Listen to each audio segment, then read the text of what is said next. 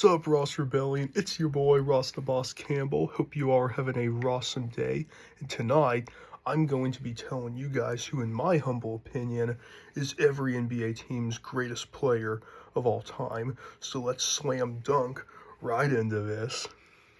I don't know how to do guess for slam dunk. That's the best I can come up with. Atlanta Hawks, Bob Pettit.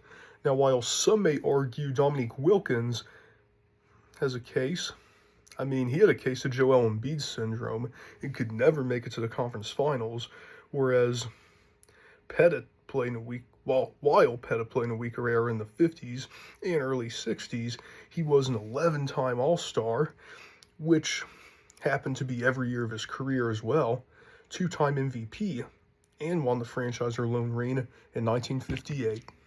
Boston Celtics, Bill Russell. While you could argue Larry Bird, I give it to Russell as he was a 12-time All-Star in a 13-year career, 5-time MVP, 11 All-NBA teams, and 11 rings.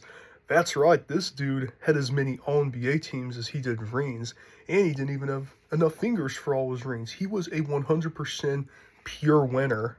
Brooklyn Nets, Jason Kidd. While some may argue Dr. J. Julius Erving, including ABA history, I think it goes to Dr. J. Kidd, Jason Kidd, as he took Nets teams with weak supporting casts to their only two NBA finals. Charlotte Hornets, Kemba Walker. Now, he was stuck on bad Hornets teams, but he was not the reason why, as he was a 4-time All-Star, made an All-NBA third team, and is the franchise's all-time leading scorer. Go to the Chicago Bulls is Scottie Pippen. Only kidding, it's obviously his teammate Michael Jordan, 14-time All-Star, which was all of his full seasons as a Bull, 5-time MVP, 6 rings, all of which he was a Finals MVP, never lost a Finals, and never let a Finals go to a Game 7. There's a reason why many consider him the GOAT of the NBA, period. Cleveland Cavaliers, Zydrunas Ilgauskas. I'm trolling once again. It's easily LeBron James. In his 2 stints in Cleveland, he won 2 MVPs, won the franchise only ring in the famous 2016 finals, coming back from a 3-1 deficit, and is NBA's all-time scoring leader, most of which he earned as a Cav, and in my humble opinion, is the GOAT of the NBA, period. Dallas Mavericks, Dirk Nowitzki, 14-time All-Star, 2007 MVP, and won the Mavs their only ring to date against the heavily favored Heatles in 2011. My favorite team, the Denver Nuggets. The Joker, who ain't no joke, ironically, Nikola Jokic, 8-time All-Star, 3-time MVP, and won the Nuggets their first ring in 2023 after 50 years of the franchise trying. So Jokic, thank you for getting us a chip and helping us now own the Lakers in the playoffs. Detroit Pistons, Isaiah Zeke Thomas, 12-time All-Star, which was all but 1 year of his career, 2-time NBA champ and a Finals MVP, and was the leader of the infamous Bad Boy Pistons. Golden State Warriors, Steph the Chef Curry, 12-time All-Star and counting, 4 rings, 2 MVP awards, and the league's all-time leader in three-pointers. Houston Rockets, Hakeem, the Dream, Olajuwon, 12-time All-Star, 1994 MVP, has won the Rockets their only 2 rings, and is the all-time blocks leader, so he has to be the greatest defensive player that ever lived. The Dream was the nightmare for opposing ball handlers. Indiana Pacers, Mr. Pacer himself, Reggie Miller. You could debate Mel Daniels, including ABA history, but I give Reg the nod as he played his entire 18-year career for them and took them to the NBA Finals in 2000, though they would come up short, but is the franchise all-time leading scorer. Los Angeles Clippers, the point guard, CP3, Chris Paul.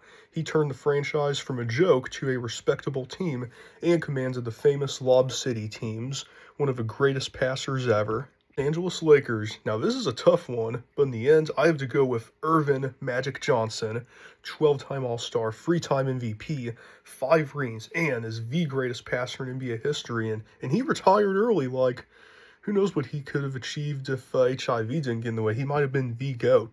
This Grizzlies, Marc Gasol, the leader of the Grit and Grind Grizzlies, took them to their lone Western Conference Finals appearance in 2013 and was the 2013 Defensive Player of the Year. Miami Heat, Dwayne Wade. Now LeBron, at least in a vacuum, may have been a bit better, but I still have to give it to Wade because he had more longevity. He was a 13-time All-Star, was on all 3 of their championship teams, including winning their first ring as their best player, and is by far the Heat's all-time leading scorer. Milwaukee Bucks, the Greek freak, Giannis Antetokounmpo. And no, I definitely did not look up his name on how to know how to spell it. 10-time All-Star, 2-time MVP, and won the Bucks their first ring in 50 years in 2021. Minnesota Timberwolves, while could be Anthony Edwards one day, for now it is still KG Kevin Garnett, 10-time All-Star for the organization, 2004 MVP, and carried the team on his back to the conference finals that same year. New Orleans Pelicans, this one also goes to Chris Paul. He made this expansion franchise respectable. Well, technically they were the first Charlotte Hornets. That's not how NBA history recognized it though, but that's topic for another day. Paul arguably should have won MVP over Kobe in 2008, Kobe Bryant, I should say, and got them within 1 game of the West Finals that same year before the Spurs were ultimately too much. New York Knicks, Patrick Ewing, 11-time All-Star, took the Knicks to the finals in 1994, but came up short in Game 7, but is still a Hall of Fame player and one of the greatest to never win a ring, as he had to run to Jordan constantly throughout the 90s. Oklahoma City Thunder, Kevin Durant, KD, while Shai Gilgeous-Alexander just won the Marine. It might be their go-win day. KD has more longevity and took them to a finals in 2012, but ran to LeBron and was the real MVP in 2014. Orlando Magic, D12, Dwight Howard. While Shaq is easily the better player all time, Dwight did more in a Magic jersey, as he played there twice as long as Shaq, won 3 consecutive Defensive Player of the Year awards, and took them to the finals in 2009 by getting past MVP LeBron. Nothing to sneeze at. Philadelphia 76ers. This one goes to Julius Erving. He went to the Sixers right after his tenure at the Nets when the ABA and NBA merged in 1976. He spent his last 11 years of his pro career in Philly, in which he was an all-star every year he was there. 1981 MVP, and won the team their latest ring to date in 1983, with some help from the underrated Moses Malone. Knicks Suns, Steve Nash. While you could make the case for Charles Barkley, I give a slight nod to Nash, as he took them from a rebuilder to a title contender basically overnight, led the famous 7 seconds or less teams, and was a back-to-back MVP, and probably the greatest player ever to never make a finals because of how crazy the Western Conference was in his prime years. Cleveland Trailblazers, Bill Walton. While he didn't play long due to injury, he made the most of his peak as he won 1978 MVP and won the franchise their lone ring in 1977.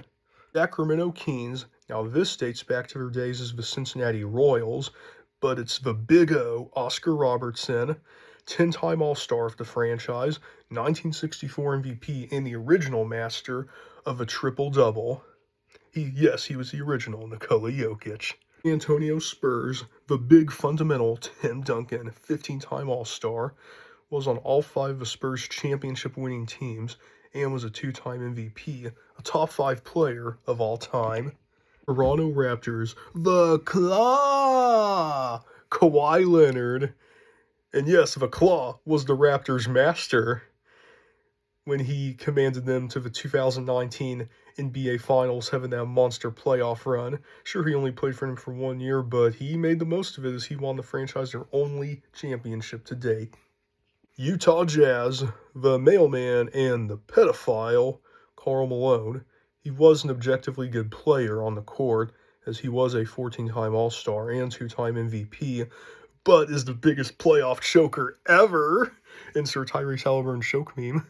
Even more than James Harden, and never won a ring. Yes!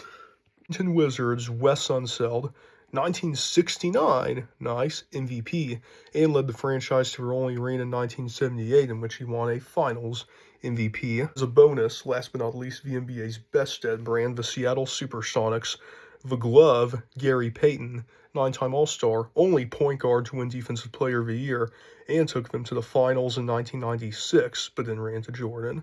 But who are your NBA team's GOATs? I know you will, Ben.